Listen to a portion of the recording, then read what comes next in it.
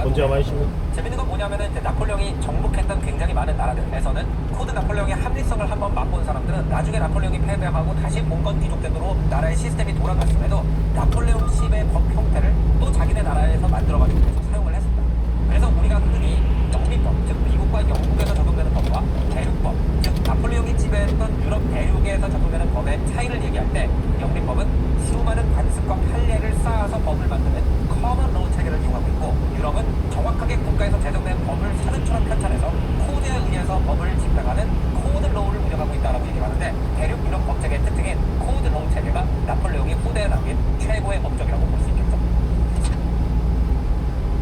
역사책에는 잘 나오지 않지만 우리 생활에 좀 더 직접적인 영향을 미친 많은 업적들이 있죠. 그 중에 하나가 나폴레옹의 패션과 디자인 센스였습니다. 나폴레옹 이후 시대의 왕들의 복장과 나폴레옹 이전 시대의 복장을 비교해보면 확연한 차이를 볼 수가 있는데요. 나폴레옹 이전 시대의 왕들은 일단 가발을 쓰고 다녔어요. 루이 14세의 경우에는 굉장히 풍성한 곱슬머리의 가발을 어깨까지 늘어뜨리고 다녔고, 루이 15세, 16세 시대가 되면은 하얀 꽁지머리를 한 가발을 쓰고 다니는 차이는 있었지만 귀족이 맨머리를 내놓고 공공장소에 돌아다니지 않았습니다. 하지만 나폴레옹은 고대 그리스 로마 시대의 장군들이 롤모델이었고, 그리스 로마 시대의 장군들의 흉상을 보면은 맨머리, 특히 앞머리를 살짝 곱슬머리가 덮고 있는 그런 헤어스타일을 하는 경우가 많았기 때문에 나폴레옹 자신도 그런 헤어스타일로 전장에 나서기도 했고, 공공 행사에도 출석하면서 점점 유럽 귀족들 사이에 가발을 쓰는 것이 올드 패션이 되고 머리를 내놓는 것이 최신 유행으로 자리 잡게 되죠.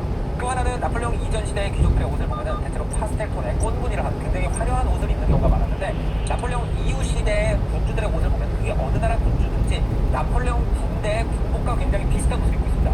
네이비색 정장에 금 버튼이 두 줄로 박혀 있고, 어깨에 굉장히 큰 금색 전장이 있고, 하얀 타이트한 승마 바지를 입는 모습으로 귀족들의 복장이 바뀌게 되는데, 나폴레옹이 워낙 훌륭한 군사력을 바탕으로 유럽을 제패해서 황제가 됐기 때문에 그 이후의 군주들도 훌륭한 군사 지도자의 모습으로서 자기 스스로를 보이고 싶어 했고, 그래서 나폴레옹 시대 때 정립된 군복이 군주들의 일종의 유니폼이 되는 그런 변화를 볼 수 있죠.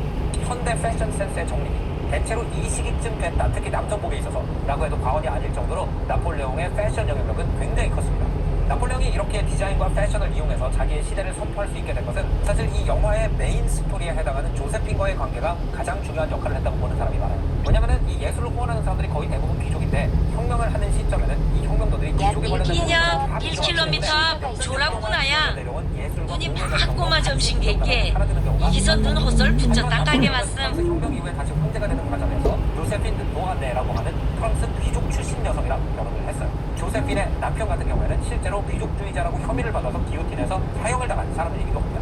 그렇기 때문에 이 조세핀을 통해서 프랑스 귀족 시대의 예술적 취향과 문화적 소양이 나폴레옹의 궁전으로 넘어오게 되고, 어떻게 보면 코르시카에서 사관학교를 나와가지고 자기 대의 성공을 이루는 사람은 절대로 가질 수 없는 대대로 이어져 내려오는 500m 앞 오당보나 나도 헛설 초롭다원.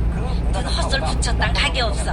여태까지 유럽 안에서 견제시키는 중요한 요소가 됐다고 볼 수 있죠. 도착하이시.